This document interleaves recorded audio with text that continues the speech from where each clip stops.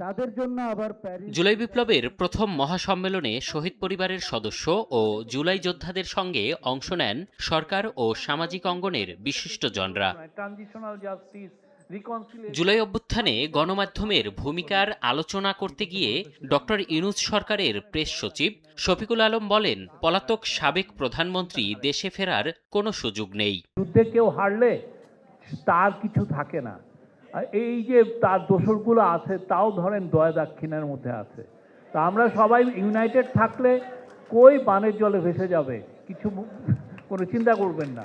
অন্তর্বর্তী সরকারের সাবেক উপদেষ্টা মোস্তফা সরোয়ার ফারুকী বলেন, ফ্যাসিবাদের সূচনা ৭২ থেকে ৭৫ সালে। বর্তমানে বাক স্বাধীনতার অপব্যবহার হচ্ছে বলেও অভিযোগ তোলেন তিনি। ২০০১ থেকে ২০০৭ পর্যন্ত এই মিডিয়া তারেক রহমান এবং হাওয়া ভবন সম্পর্কে যতগুলো রিপোর্ট লিখেছে, কোথাও কি লিখেছে কথিত? লেখে নাই। অর্থাৎ সে আপনাকে ব্র্যান্ডিং করেছে খারাপ হিসাবে, আজকে সে জুলাইকে বলছে কথিত।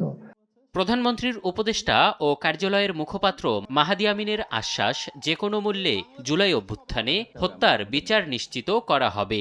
যেভাবে একজোটে আমরা রাজপথে ছিলাম, যেভাবে এই বাংলাদেশকে আমরা ফ্যাসিবাদ মুক্ত করেছিলাম, সেভাবে আমরা সবাই মিলে কাঁধে কাঁধ মিলিয়ে জুলাই সনদ বাস্তবায়ন করব, ঠিক যেভাবে স্বাক্ষর করেছেন।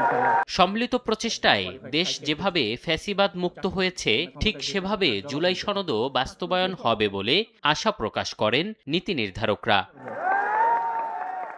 এম এ আজিম, সময় সংবাদ, ঢাকা।